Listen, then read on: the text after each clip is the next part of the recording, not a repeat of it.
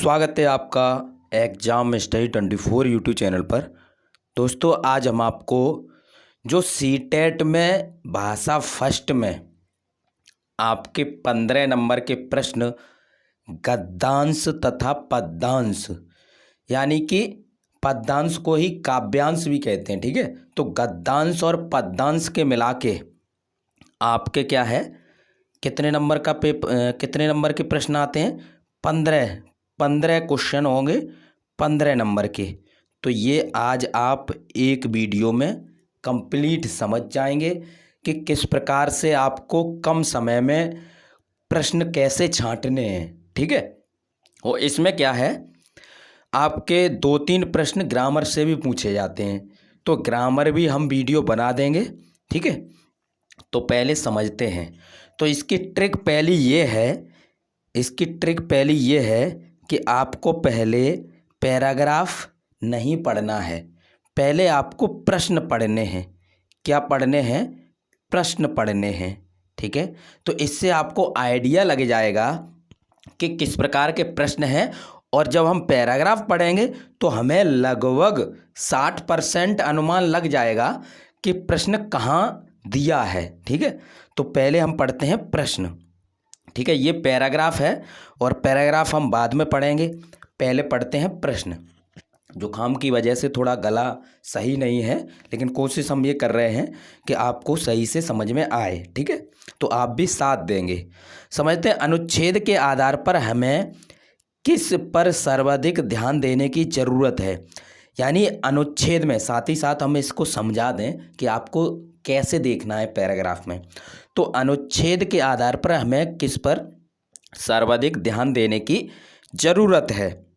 तो इसका मतलब ये है, जो पैराग्राफ है सबसे ज़्यादा किस पर जोर दे रहा है, ठीक है, ये हमें देखना होगा। तो इस विकल्प में दिए विज्ञान पर, कला प्रवृत्ति पर, किशोरावस्था पर, बाल्यावस्था पर, ठीक है। तो पैराग्राफ में हम देखेंगे, ऑप्शन भी पढ़ने हैं। अनुच्छेद के अनुसार गणित, भूगोल और इतिहास आदि विषय हैं। कैसे विषय हैं? तर्क प्रधान है, भाव प्रधान है, या कला प्रधान है, या बोध प्रधान है, ठीक है। तो ये भी हम देखेंगे, ये 2 प्रश्न पूछे गए हैं, ठीक है। नेक्स्ट देखते हैं, ज्ञान विज्ञान को बहुत अधिक महत्व देने के कारण। यानी इस पैराग्राफ में कहीं ना कहीं ज्ञान विज्ञान को बहुत महत्व की बात कही गई होगी, ठीक है। तो ज्ञान विज्ञान को बहुत अधिक महत्व देने के कारण क्या हो रहा है? समाज उन्नति कर रहा है, समाज में विभाजन हो रहा है, व्यक्ति सृजन की राह पर है, व्यक्ति विध्वंस की राह पर है, ठीक है। ये 3 प्रश्न हुए। किशोरावस्था तार्किकता की प्रधानता और भाव के अभाव में। यानी किशोरावस्था में तार्किकता की तो प्रधानता है, लेकिन भाव का अभाव है। इस कारण यानी अभाव में का रास्ता अपना रही है, ठीक है। तो जो किशोरावस्था के लोग क्या अपना रहे हैं, या ये किसकी ओर जा रहे हैं? ये पतन का रास्ता अपना रही है, ज्ञान, प्रगति या कर्म, ठीक है। अब यहाँ पर देखते हैं, ये पूछा था 94, उसके बाद 94 के बाद 95 ये है, ठीक है। अब इसमें देखेंगे, इसमें से कौन सा शब्द समूह से भिन्न है। तो जो समूह से भिन्न है, इस प्रश्न को आप बिना पैराग्राफ के देखे भी कर सकते हो। हमने क्या बताया था, कुछ प्रश्न ग्रामर से हैं, तो ये ग्रामर से ही आप समझ सकते हो कि कोई 4 विकल्प दिए हैं, इसमें से आपको अलग बताना है, अलग कौन सा है। तो इसे हम डायरेक्ट ही करते हैं, समझते हैं। पहला है तार्किक, ठीक है। दूसरा है स्वाभाविक, तीसरा है साहित्यिक, चौथा है अभिव्यक्ति, ठीक है। अभिव्यक्ति किस प्रकार लिखेंगे, हम सही से लिख दें इस प्रकार, अभिव्यक्ति, ठीक है। तो आप देखेंगे, यदि आपको अलग ही तो करना है, तो अलग करने का कई तरीके हैं। 3 आपको एक से दिख रहे हैं।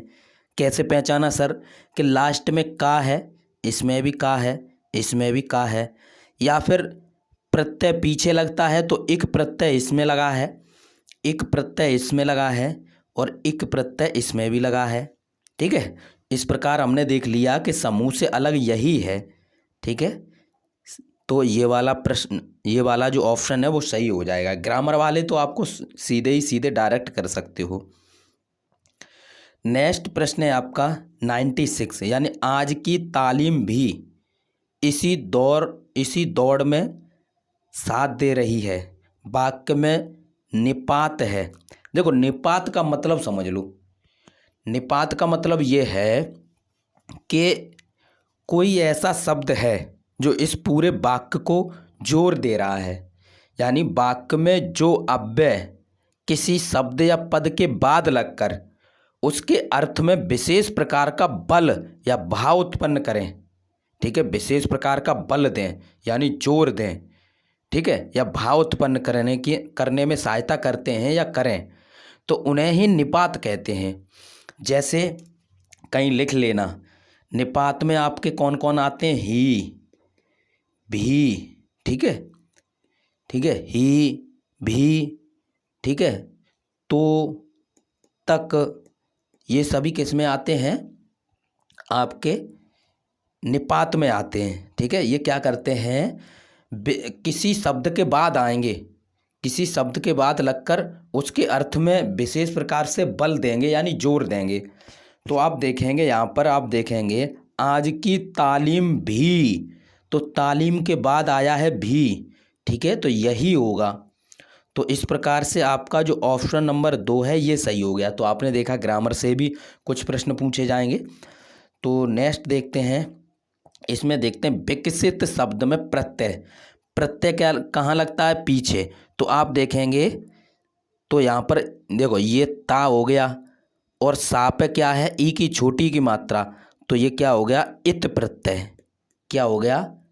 इत प्रत्यय। क्या हो गया आपका? इत प्रत्यय। ठीक है,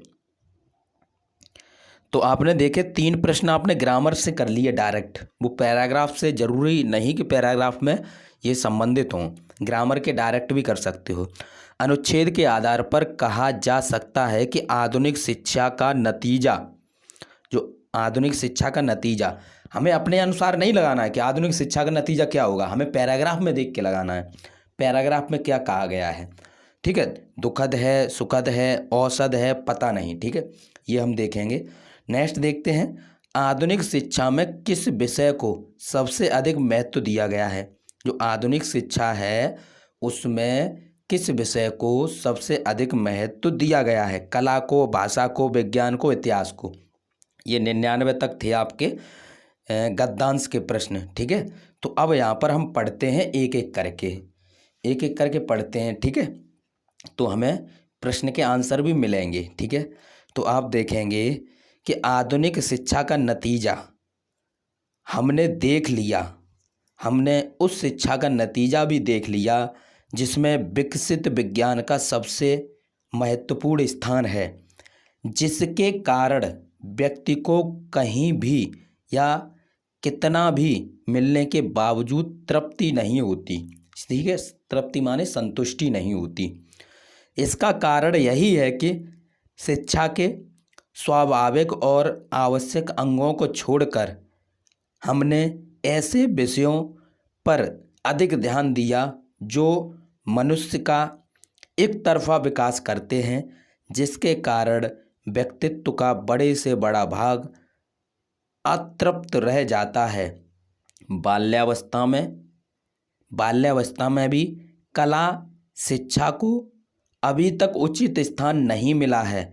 जहाँ मिलता भी है वहाँ बच्चा 11-12 वर्ष का होते ही उसके शिक्षा क्रम में कला प्रवृत्ति को निकाल दिया जाता है।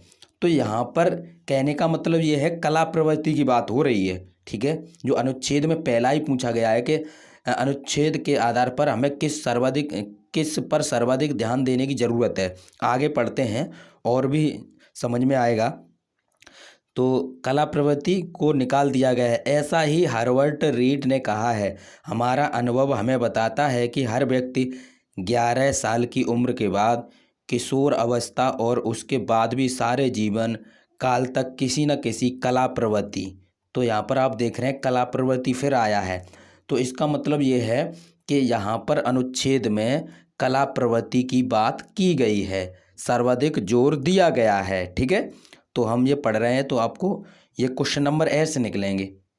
ठीक है, दूसरा क्या है, अनुच्छेद के अनुसार गणित, भूगोल, इतिहास आदि का विषय है, तो ये आगे बताया जाएगा। ठीक है, प्रवृत्ति को अपने भाव प्रकट का जरिया बनाए रख सकते हैं। आज के सभी विषय जिन पर हम अपनी एकमात्र श्रद्धा करते हैं, गणित, भूगोल, इतिहास, रसायन शास्त्र और जहाँ तक कि साहित्य जिस तरह पढ़ाए जाते हैं, उन सब की बुनियादी तार्किक है। कैसी है? तार्किक है।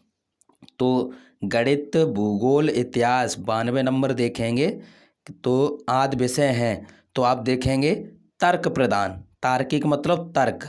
ठीक है, तो ये वाला हो जाएगा, भाव है नहीं। अभी हमने तार्किक बताया, तार्किक मतलब तर्क प्रधान।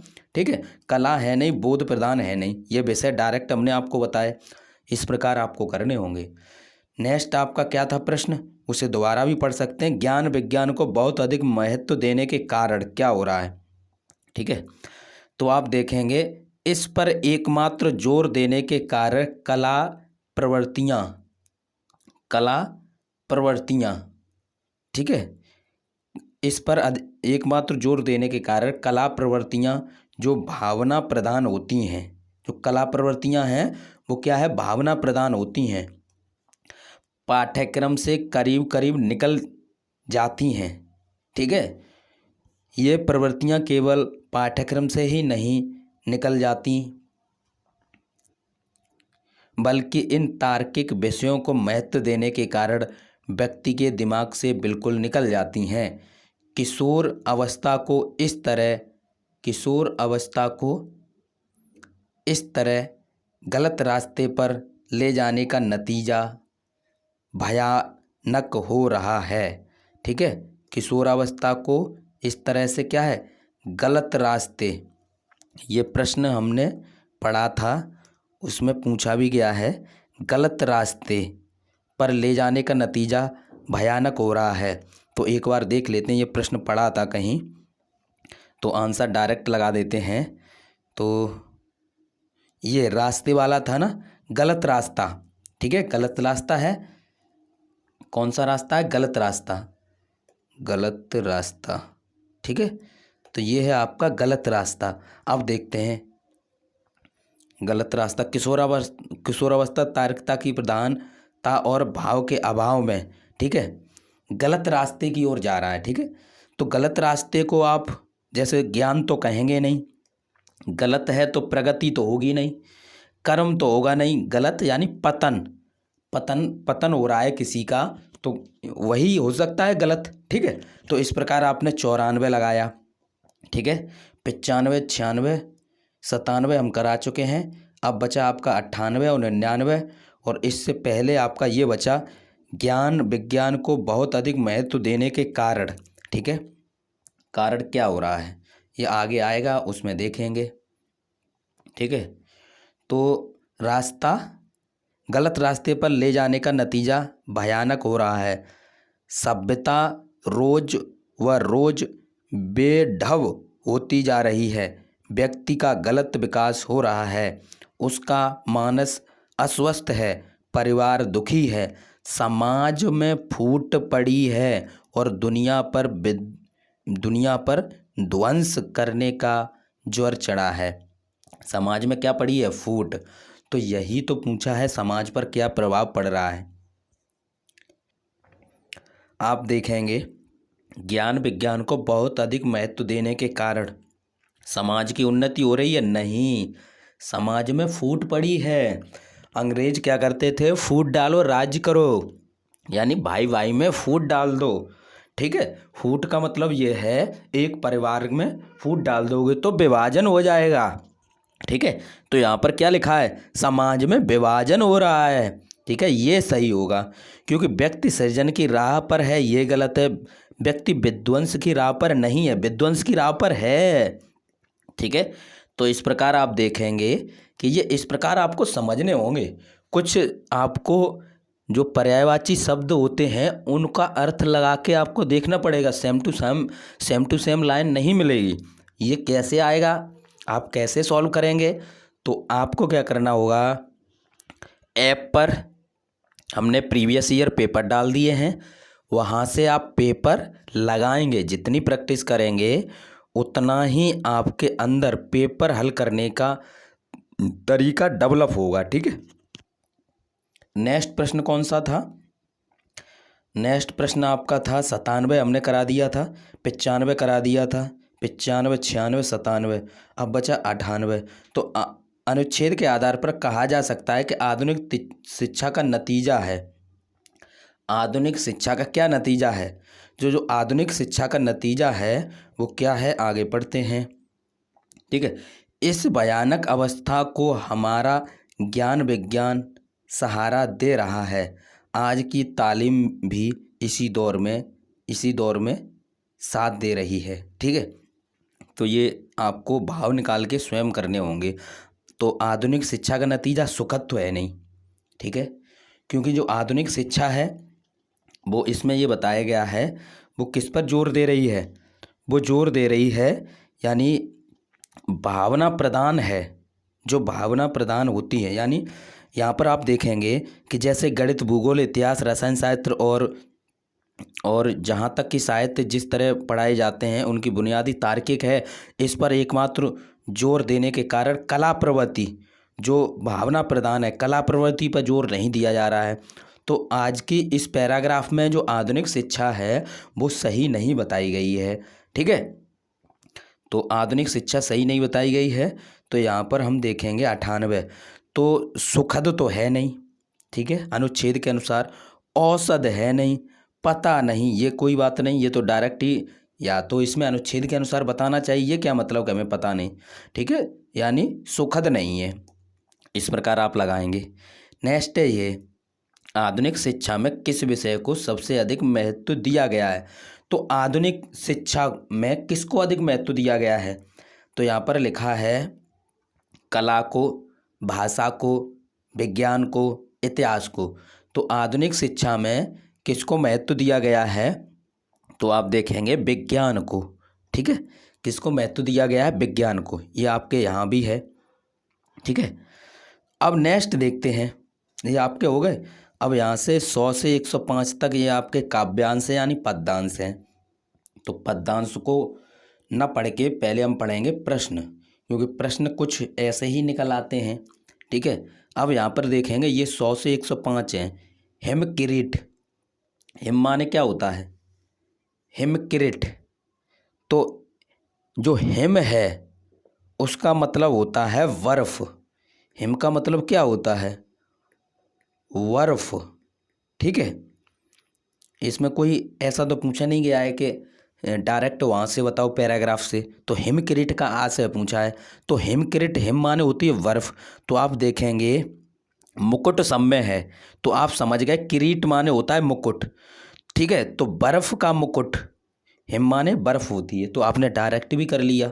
ठीक है, कुछ प्रश्न डायरेक्ट कर लेंगे, नहीं तो आप पहले पैराग्राफ पढ़ेंगे तो आपको क्या टाइम ज़्यादा लगेगा। नगपति का विग्रह और समास बताना है। ठीक है, तो आप देखेंगे नगपति, नग माने होता है पर्वत, नग माने क्या होता है? पर्वत।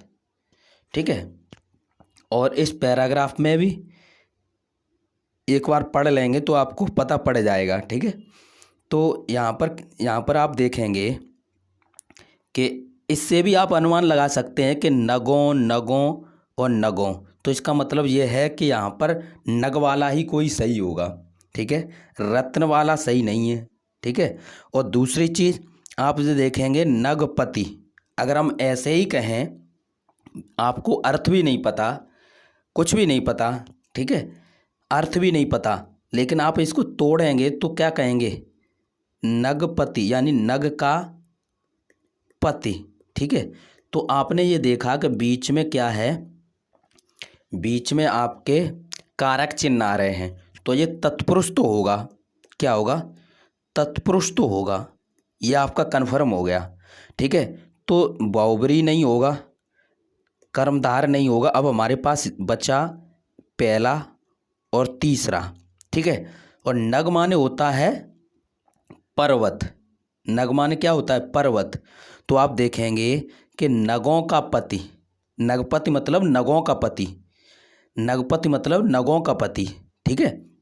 और यहाँ पर क्या दिया है? रत्नों का पति, ठीक है। तो यहाँ पर हम लिखेंगे नगों का पति, ठीक है, नगों का पति। जिसे बिल्कुल नहीं आ रहा था उसके लिए हमने ये बताया था कि नग का पति कर सकते हो, लेकिन जिसको थोड़ा बहुत भी समास पढ़े हैं, समास विग्रह आप कर सकते हो, नगों का पति, ठीक है। तो आपने ये समझा कि जब आपको ग्रामर थोड़ी बहुत भी आ रही होगी या कुछ भी नहीं आ रही होगी तब भी आप अनुमान लगा सकते हो, क्योंकि छोड़ के नहीं आना है, नेगेटिव मार्किंग है नहीं, ठीक है। तो आपने देखा कि 2 प्रश्न तो आपने बिना पढ़े ही कर लिए, यानी पैराग्राफ को पढ़ना ही नहीं पड़ा, ठीक है, यानी पद्यांश को पढ़ना ही नहीं पड़ा। नेक्स्ट देखते हैं, किस पंक्ति में कहा गया है कि हिमालय शक्ति की ज्वालाओं का ढेर है? इसमें जो पंक्ति बताई गई हैं, तो आप देखेंगे ज्वालाओं का ढेर, हिमालय शक्ति की ज्वालाओं का ढेर, तो यानी आप ये भी अनुमान लगा लिया कि हिमालय की बात इसमें की गई है, हिमालय की बात की गई है, ठीक है। हिमालय क्या है? पर्वत। तो इसके अनुसार भी आपका ये वाला भी सही है, ठीक है, जो आपका 101 है, तो आपने अनुमान लगा लिया। अब यहाँ पर क्या कहा गया है कि हिमालय शक्ति की ज्वालाओं का ढेर है, किस में कहा गया है? तो आप देखेंगे कि ज्वाला की बात आप देखें केवल इसमें ज्वाला की बात है, यानी ज्वाल, ठीक है, यानी पौरुष के पुंजीभूत ज्वाल, और किसी में ज्वाल है ही नहीं, न ज्वाला है न ज्वाल है, तो डायरेक्ट ही आप ऐसे लगा सकते हो, ठीक है, डायरेक्ट ही आप ऐसे लगा सकते हो, ठीक है। तो अभी तक आपने देखे कि प्रश्न डायरेक्ट ही निकल रहे हैं, इसमें कुछ करने की ज़रूरत ही नहीं पड़ रही। नेक्स्ट देखते हैं, जिसे जीता न जा सके, अगर जिसे जीता न जा सके तो उसे अजय कहते हैं, तो उसके लिए कविता में कौन सा शब्द प्रयोग है? ठीक है, जिसे जीता न जा सके, अजय, जय पराजय, ठीक है, जय और पराजय, यानी पराजय माने हार और जय माने विजय, तो जिसे जीता न जा सके उसे अजय कहेंगे, ठीक है। अब यहाँ पर और पूछा क्या गया है कि कविता में क्या कहा गया है, तो एक बार इसे डाउट में रख लेते हैं, क्योंकि हो सकता है इसमें कुछ और कहा गया हो। नेक्स्ट देखते हैं, आप देखेंगे निस्सीम शब्द में कौन सी संधि है, तो यहाँ पर तो ज़्यादातर जो प्रश्न है वो ऐसे ही ग्रामर से पूछ लिए हैं, तो जिसमें नी आपका लगा होता है वो विसर्ग लगाने के बाद, तो यानी विसर्ग संधि होगी, ठीक है, कौन सी होगी? विसर्ग, कौन सी होती है? विसर्ग, ठीक है। नेक्स्ट देखते हैं, हिमालय को यतिवर कहकर संबोधित किया गया है, ठीक है, यतिवर, और यतिवर का मतलब होता है श्रेष्ठ योगी, श्रेष्ठ योगी। यतिवर का अर्थ क्या होता है? यानी श्रेष्ठ, श्रेष्ठ योगी, ठीक है। तो हमें केवल ये वाला पढ़ना है, ठीक है, 105 वाला, और थोड़ा डाउट में ये है, तो हम ज़्यादा पढ़ने की ज़रूरत नहीं। और हम आपको बता दें, ज़रूरी नहीं कि ऐसे डायरेक्ट सभी पैराग्राफ निकल आएँ, इसमें ज़्यादातर ग्रामर से संबंधित या समझ पे ही निकल आ रहे थे, लेकिन ऐसा ज़रूरी नहीं है। तो यहाँ पर आप देखेंगे क्या पूछा गया था? यतिवर, ठीक है, तो यतिवर वाला ही देखेंगे, हमें ज़्यादा पढ़ने की ज़रूरत ही नहीं। और थोड़ा हम ये देखेंगे, ये क्या पूछा गया था? अजय,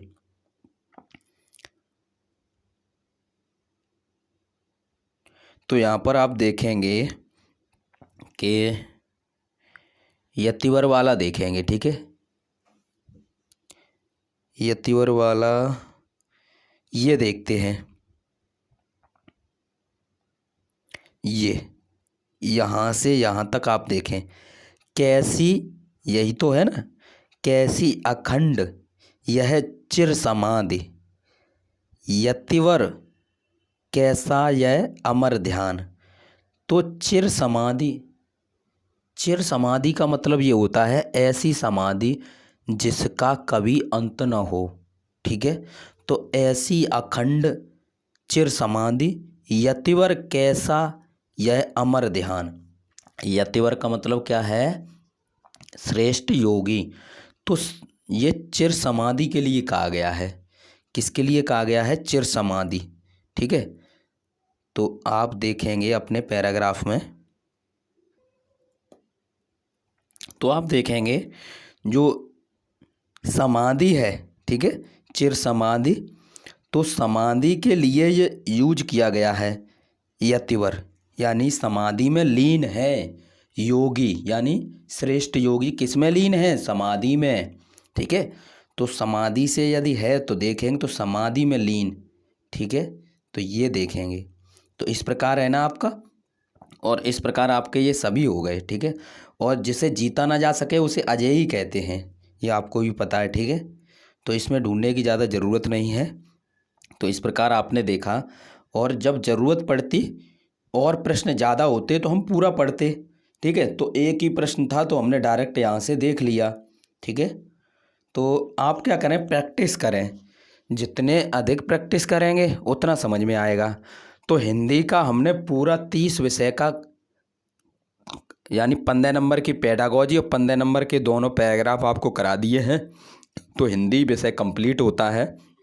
ये नहीं कि हम हिंदी की वीडियो नहीं बनाएंगे, हिंदी की वीडियो बनाएंगे जिसमें हम आपको पेडागॉजी प्रीवियस ईयर के पेपर सॉल्व कराएंगे। ठीक है, और पैराग्राफ भी सॉल्व कराएंगे, लेकिन हमारी कोशिश पहले ये है कि सभी विषय को पहले कंप्लीट करा दिया जाए। ठीक है, तो अप्रैल में हम सभी विषय को कंप्लीट करा देंगे। ठीक है, और अप्रैल के बाद मई में आपका रिवीजन स्टार्ट कर देंगे। ठीक है, तो वीडियो को शेयर ज़रूर कर दिया करें। हम आपको तरीका बता रहे हैं, चलना आपको है, क्योंकि पेपर देने आपको ही जाना है। ज़्यादा वीडियो से आपको कोई ज़्यादा फ़ायदा नहीं होगा, टाइम बर्बाद ही होगा।